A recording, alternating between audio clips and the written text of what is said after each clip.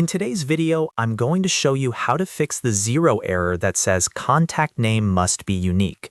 This is a very common issue when adding or editing contacts in Xero, and it can be frustrating because sometimes you can't even see the duplicate that's causing the problem. Don't worry, I'll walk you through 3 simple methods to fix it step by step.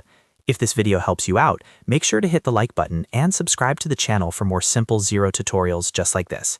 Let's get started. The first fix is what I call finding the invisible duplicate.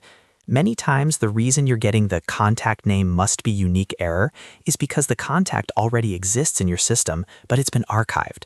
Since archived contacts don't appear in your main contact list, it can look like the name is available when it's actually not. To check this, log into your Xero account and click on Contacts in the top menu. Then click on All Contacts. Once you're on the Contacts page, look for the Archived tab. Click on Archived to view any contacts that have been removed from your active list.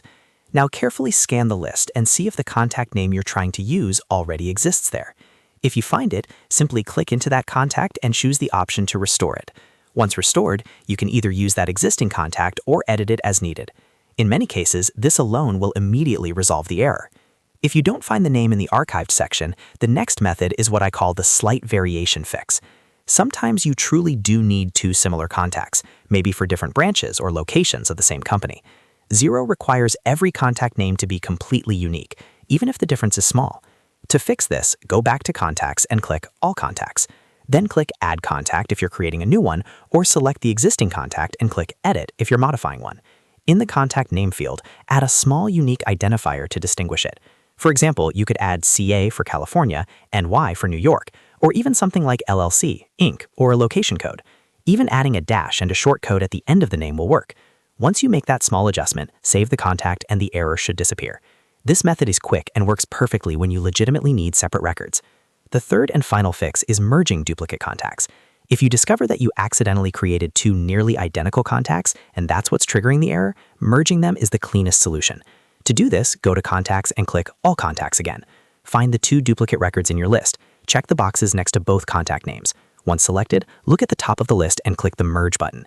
Xero will guide you through the merge process and combine the records into one single contact. This keeps your data organized and prevents future duplicate name errors.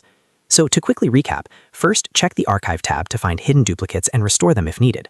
Second, slightly modify the contact name to make it unique if you truly need separate entries. And third, merge duplicate contacts to clean up your records and prevent conflicts. That's it. You now know exactly how to fix the Xero error contact name must be unique. If this tutorial helped you, make sure to hit the like button and subscribe for more easy Xero solutions. Thanks for watching, and I'll see you in the next video.